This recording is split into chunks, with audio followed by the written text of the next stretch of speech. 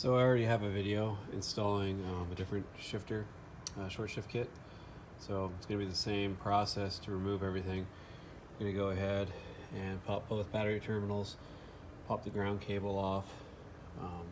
Since I have an aftermarket stereo, I've got to pop this bolt off too, or this nut off, so I can release that cable. Take the intake out,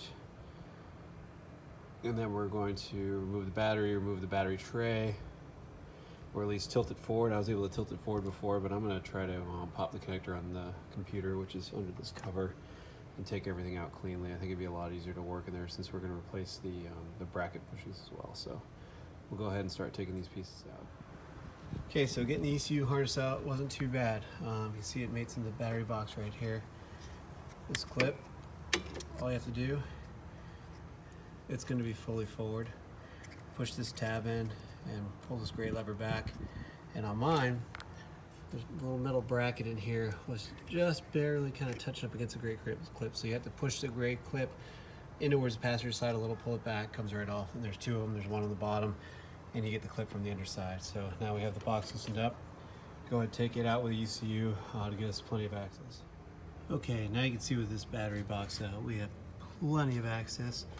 With the bracket down here, so we're going to change these rubber bushings out with, and under this connector, we currently have the Mojo manufacturing short shifter installed, which is a great unit. There's absolutely nothing wrong with this. Like I said, I just was ordering the stuff from Ron anyway, and he had a sale going, so I figured I'd go if it broke and order it all. So we popped this guy off, the shift linkage, with a couple screwdrivers. Tried plastic clips in the past, or plastic panel tool removers. It's just, they're not rigid enough to pop it off, so just get a screwdriver under it. Take the bracket off, and we'll go ahead and put the Whoosh one in. One other thing I probably noted in my other short shift install video is it helps to open this clip up by taking a pry tool under here and popping it free to get this evap line or to the side, just to give you more room to work. So we're gonna go ahead and get this guy off. So to remove the shift linkage from the bracket, go ahead and pull these collars. Oh, they're pretty stiff. I'm not sure if I'm gonna be able to do it on video, but you got a white one down here as well. Pull these collars forward, and it releases it from this bracket. I think I'm gonna have to do that off video, but we pull these forward, then we should be able to pull it up and out of the bracket. So to get the shifter cables popped out of the bracket, you're gonna be in for a little bit of a fight. Let's see if I can show you on the white one. But these rings, it's hard to show. They pull back.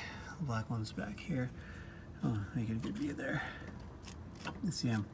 They pull back, and then you lift it up out. The hard part was, I don't know if it's from road debris, water, or what, but these rings did not want to budge forward.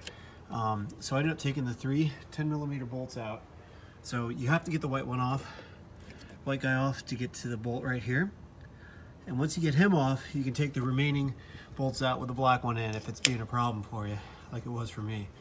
And then I was able to position the bracket in such a way that I get this guy, you can't get your hand under it because it's mounted on the transmission. So if you have it up and elevated, you can get to it and pull it up. And see, now these suckers move pretty freely. So I think it just had some grime in it. It helps just to move that bracket. So those are the 10mm bolts you need to remove anyway. And now our bracket's free. So we're gonna get the lines up out of the way with my other hand and pull the sucker out and start working on replacing the bushings with the solid, or the grommets with the solid metal bushings. Okay, so now we have the bracket out, the cable bracket. So putting the aluminum bushings in, the side with the larger opening. So you get the side, this is a little thicker on the flange too. So the side that has the bigger opening that this guy rests into, this is your bottom bushing. So this bushing is going to go where we have the small diameter side of the metal insert on the factory one, basically where the most urethane or rubber, I think it's rubber, is showing. So the bigger one goes where the metal flat portion is, essentially the flat base. This guy with a smaller inner diameter and thicker edge replaces this side, And then this side with a larger inner diameter and thinner edge replaces this side. I think what we're gonna go ahead and do is these guys on the bottom, because this is the base of it that these go in, these guys are probably gonna wanna fall off, so I may take a little bit of super glue and just tag some super glue on the edge. And I may even do it in both sides on this one, just to make sure it doesn't fall off, because this is kind of tucked back away in there and I don't want it to fall off while I'm going for it. So I'm gonna put a little bit of super glue on definitely the base ones, and I think for the side portion of the bracket, I'm gonna put it on both the top and the base just to make sure it doesn't fall off. Forgot to mention, to remove the factory bushings, you just push from the small side, basically the side without the flange, pops right out, and then you just push, fold it up and kind of push the rubber portion through the hole, like so. Two hands, a lot easier obviously. And get that sucker, let me have to get my other hand in order to pull that sucker right through. So trying to do it with one hand again is not the easiest task, but you get the idea. Push it through. There we go. Pop her out. Just another note is one side's oblong for this, so you don't need super glue, but this side, I end up putting a little bit in there to hold it in, and we'll do the same for this guy. Okay, so we have the bracket back in now with all the metal bushings installed. Sorry, bad camera angle.